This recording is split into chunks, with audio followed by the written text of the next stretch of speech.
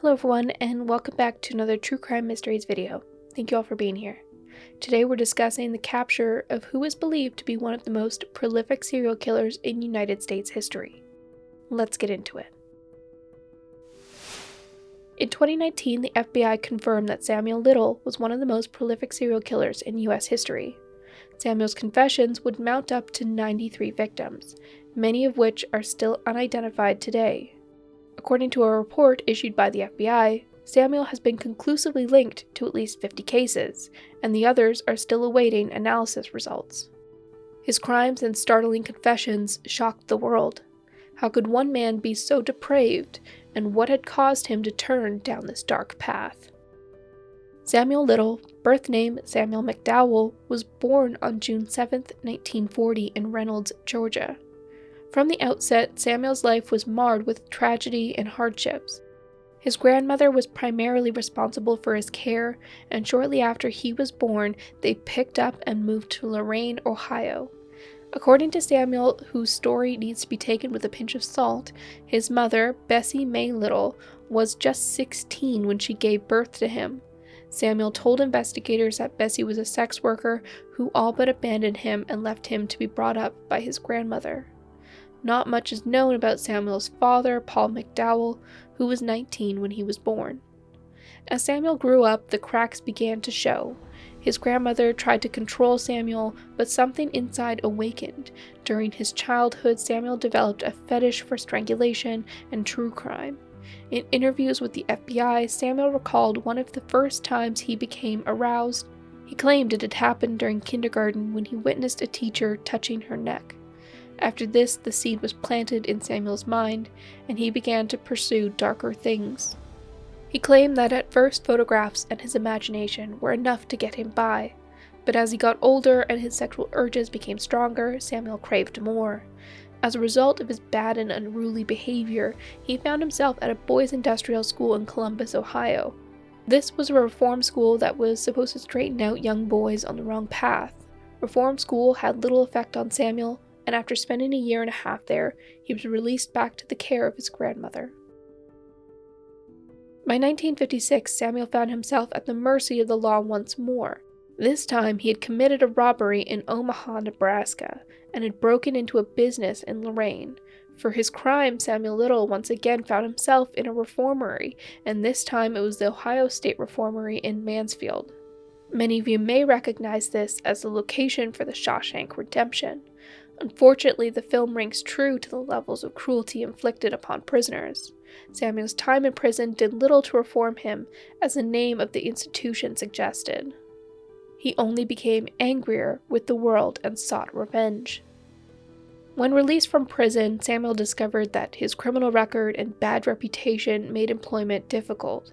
After bouncing between different institutions and finally being freed, Samuel turned to what he knew best: crime. Detective Darren Vasiga of the Pascagoula Police Department told the Cleveland Metro, his whole thing was shoplifting. He would work at shoplifting in a city for 3 or 4 days, then move on. He would take the items to drug areas and sell them. Once he was done, he would go out in the early morning hours looking for women. Then in January 1971, everything changed for Samuel. His transient lifestyle had taken him across 26 states, and he had picked up arrests and charges in most of them. When he arrived in Miami Beach, he found himself surrounded by beautiful women. Samuel's hatred and rage for his mother boiled over. In January 1971, the body of an unknown woman was discovered in a shallow grave in the Florida Everglades. Investigators were horrified by what they found. She had been beaten and strangled before being tossed into the grave. Her body was in a significant level of decay, and they were unable to make an identification at the time. The case was quickly deemed a homicide, but the investigators found themselves at a dead end without a victim's name or the perpetrator's name. This woman would remain nameless until 2017, when she was finally identified as 33-year-old Mary Brosley, thanks to the help of dental records. However, it would take a few more years for Samuel Little to be connected to her case, but he also had mentioned her in his confession upon his arrest. Throughout the 70s, Samuel Little moved from town to town, state to state, looking for victims. According to reports, Samuel had teamed up with Aurelia Jean Dorsey, an expert shoplifter. During the day, the two would steal whatever they could get their hands on, and at night, Samuel would go out looking for vulnerable women to attack and kill. In his confession, Samuel Little admitted to attacking hundreds of women, many whose names he didn't know. On September 11, 1976, Samuel began to escalate once more. A 911 call was placed to the police in the Sunset Hills, Missouri by a terrified Pamela K. Smith. When the police arrived at the scene, she explained how Samuel Little had tied her up with an electrical cord and then choked her with that electrical cord. She was forced into Samuel's car, where she was beaten and sexually assaulted. Disturbingly, Samuel Little was sentenced to just 3 months for this attack, despite the severity of it. The Star advertiser reported that Samuel may have gotten off lightly due to Pamela K. Smith being a known drug user. Within society and true crime, there are groups of people who were known as the less dead. These groups include people of color, indigenous people, people who abuse substances, sex workers, and anyone else who may be considered to be living a high-risk lifestyle. The society holds such a disregard for these groups of people when something happens to them. Nobody cares. This disregard is institutionalized and affects how police and other agencies handle their cases. This was all used to Samuel Little's advantage. In October 1982, the remains of a missing 22-year-old Melinda Lepre were found discovered in a cemetery in Goutier, Mississippi. Like many of Samuel Little's victims, Melinda was a sex worker who had been last seen getting into a brown, wood-paneled station wagon.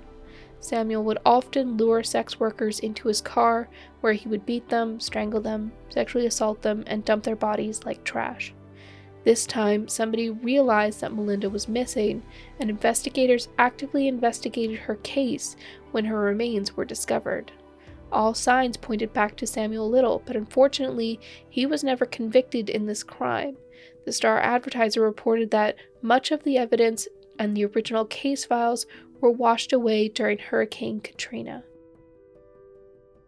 Just a month before the discovery of Melinda's body, officers in Forest Grove, Florida, around 420 miles from Goutier, discovered the body of 26-year-old Patricia Ann Mount.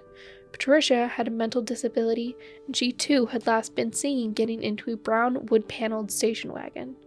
Multiple witnesses were able to confirm that Patricia had been at the bar with Samuel Little that night, and fibers had been lifted from Patricia's clothes, proving that Samuel had been in contact with her.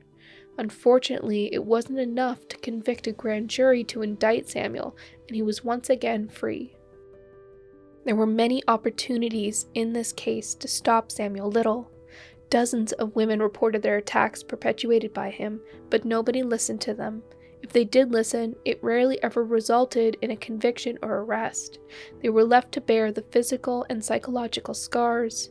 Another one of these opportunities came in November 1984, when San Diego Police Department pulled him over and found an unconscious woman in the passenger seat. She had been beaten and strangled, and Samuel desperately tried to talk his way out of the situation.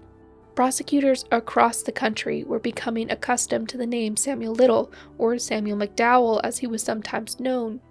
Police officers who discovered the strangled woman testified at a trial, and this wasn't the only trial he was being tried for. Just a month earlier, in October 1984, he had been suspected of assaulting and strangling 22-year-old Laura Barrows. Incredibly, Lori, like Pamela, had survived her attack, but justice would not be swift. Other sources report that Samuel was acquitted in one of the two cases, whilst others report that the jury was deadlocked and they were unable to decide his guilt. In terms of the other cases where Samuel was charged with false imprisonment, attempted murder, and assault, he was found guilty and sentenced to serve a disgustingly short 2.5 years. By 1987, Samuel Little was once again free to roam the streets, looking for more victims. In his interviews with the FBI, he admitted that following his release, he moved to Los Angeles and killed at least another 10 women there. Samuel's house of cards would slowly start to fall down around him in the mid-2000s. In August 2005, the body of Nancy C. Stevens was found on the side of the road in Tupelo, Mississippi. She bore all the hallmarks of Samuel Little, and investigators were now becoming wise to Little's pathology. In 2007, Samuel was arrested once again, this time for the possession of an illicit substance, and he was ordered to go to rehab. When Samuel failed to appear, the warrant for his arrest was issued, and in 2012, investigators decided to run his DNA through CODIS, the combined DNA index system that is used nationally. Incredibly, Samuel Little's DNA came back as a hit to 3 crime scenes that were cold. Carol Elford, murdered in 1987, Audrey Nelson, murdered in 1989, and Guadalupe Adepaga, murdered in 1989. Investigators feared that Samuel had been involved in many more cases than these, and were eager to track him down. According to Oxygen, investigators in LA followed Samuel's Social Security payments, leading him to a homeless shelter in Louisville, Kentucky. The life of crime had not served Samuel well. By the time of his arrest in 2012, he was 72 years old. Investigators felt that they had hit the jackpot in arresting Samuel Little. Unbeknownst to them, their suspect would become the most prolific U.S. serial killer in just a few years. At his trial for the murders of Carol Elford, Audrey Nelson, Guadalupe Adepaga, Samuel maintained his innocence, but he couldn't get away with it this time. DNA and forensic technologies had advanced significantly since the 1980s, and Samuel's DNA was found all over the bodies and the crime scenes. It took the jury a matter of days to find Samuel Little guilty on all counts. He was sentenced to life without parole. Samuel's case made headlines across LA and California, but in 5 years Samuel Little would become known once again. Behind the scenes, investigators desperately tried to track Samuel's movements throughout his entire life. Sources indicate that they created a 24-page document that detailed a timeline of Samuel's movements from the day he was born to the day he was arrested. He had been arrested over 50 times in 24 states for crimes ranging from petty theft and burglary all the way up to attempted murder and false imprisonment. Investigators knew that Samuel's transient lifestyle had given him an advantage when it came to picking up women and being able to disappear without a trace. Samuel was eventually linked to numerous cases across the U.S., many of which the victims still remain unidentified. In 2018, Texas Ranger James Holland requested an interview with Samuel Little, and in a shocking turn of events, Samuel granted it. As James Holland and FBI analysts Christy Palazzo and Angela Williamson sat down in front of a shackled Samuel Little, they had no idea what to expect. They knew that Samuel's MO was to beat and strangle sex workers before leaving their bodies to be discovered, but they had no idea just how large his victim pool was. Samuel had maintained his innocence for years, but in 2018, he was finally ready to talk. Samuel's confession tapes are available via YouTube and the FBI website, giving a great insight into the mind of the monster. Each day, James, Christy, and Angela sat down and scribbled down notes as Samuel spoke. None of them knew just how long they would be there, documenting Samuel's every word. Between 2018 and 2020, Samuel Little confessed to murdering 93 women. Samuel's confessions amounted to over 650 hours of recording, but that wasn't all Samuel provided. I grabbed her by the legs and pulled her to the water. Mm-hmm. That's the only one that I ever killed by drowning. As previously stated, many of Samuel's victims were unidentified, and Samuel himself could not provide investigators with information about many of his victims. But what he could do was draw them. Over the course of a few years, Samuel Little created drawings of his victims, showing what they looked like shortly before he took their lives. These drawings are haunting to look at, knowing that these women remained unidentified and unclaimed. Samuel recalled in one drawing that he met a transient African-American woman in North Little Rock between 1992 and 1994. Samuel drew what the woman looked like and described her as black, around 24 years old, 5'5" to 5'7", and 200 pounds. He told investigators that he drove Jane Doe to a secluded area, strangled her with his bare hands, and then covered her body with branches and corn stalks. North Little Rock. Tell me what that girl looked like. Oh man, I loved her. I forget her name. Oh wait, I think it was Ruth. Okay. She was a heavy set, big old yellow gal, and had buck teeth. It had a gap between the teeth, that's what it was. And she was like honey colored skin, and she had like her hair was not really long. It was. How tall do you think she was? She was about 5'7". How much do you think she weighed? She weighed about close to 200, about 170, 180. Pretty big girl. Yeah. Now, where did you meet her at? Okay, down in the crack house. Her and about 6 other girls was sitting on the porch. The dude selling crack in there. I stopped to go in there. I seen the girls, that's why I stopped. We stayed together 2 days or more. I think it was about 3 days. We was going shoplifting. We went to Sears. We went to Kroger's, and that's where I got busted. Mm-hmm. They took me to jail, and she went and stayed in the car. And the manager of Kroger's, I guess he got tired of her laying up on his property in that car. He called the station where I was at in North Arkansas to drop the charges. Mm-hmm. So he can come down and get this gal and car out of here. They cut me loose. So we was headed toward with that place where Walmart's original store bent. I whooped off the road and back into that little woods. It was a cornfield back there. I pulled through it, and on the other side of the cornfield was a trash pile. I parked the car facing out where I could see anybody coming in. So I pulled her out of the car. She's too big for me to carry her. So I just pulled her out of the car and laid on that trash that was lit there. So was it like a cornstalk pile, or was it? Yeah, a bunch of corn stalks. What could you see from there? I could see the highway, mm-hmm. and in the woods is that way.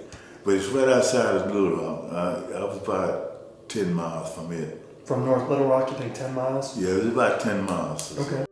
Another drawing depicts a 25-year-old white woman, white short blonde hair, blue eyes, 5'7", between 130 to 170 pounds. Little told investigators that he met this woman somewhere between Lorain, Ohio, and Cincinnati. The two drove into the city, spent some time together before Samuel took her down a dirt road and strangled her and left her body at the top of a hill. During his many interviews, Samuel told the investigators that he avoided those that he knew would be immediately missed. He also said, quote, "I'd go back to the same city sometimes to pluck me another grape. How many grapes do y'all got on the vine here? I'm not going to go over there and into the white neighborhood and pick out a little teenage girl." Of the 93 crimes that Samuel Little has confessed to, at least 50 to 60 have been verified by law enforcement and confirmed to be his. Several women remain nameless, and the FBI is asking for help. You're asked to contact your local FBI office if you recognize any of these women depicted in Samuel's sketches. There are also these cases where Samuel's involvement has not yet been confirmed and he remains a suspect. Law enforcement agencies across the U.S. are endeavoring to analyze and test all evidence collected from the crime scenes to determine Samuel's involvement. Samuel Little was arrested to serve life in prison, but at 72 years old at the time of his arrest, many thought that it was too little, too late. On December 30th, 2020, 8-year-old Samuel Little passed away in Los Angeles hospital. Samuel's official cause of death has never been released, although people have speculated that it is related to ongoing heart problems and diabetes. Whilst another monster has finally been snuffed out, he leaves a trail of destruction behind him, unidentified women, grieving families, and victims looking for answers. Well, that's going to be it for this video. Thank you so much for sticking around to the end. As always, if you want to support the channel, and the easiest way is to hit the like button. You can also subscribe and hit the notification bell so you don't miss my next upload. Other ways to support the channel are by joining my Patreon or channel membership. I also have merch available, and you'll find links to all that in the description box, plus a few extras. Don't forget to follow me on Instagram, TikTok, and Twitter for more. With that being said, thank you so much for being here and supporting what I do. It's very much appreciated. That's it for me. I will see you on the next one. Bye for now.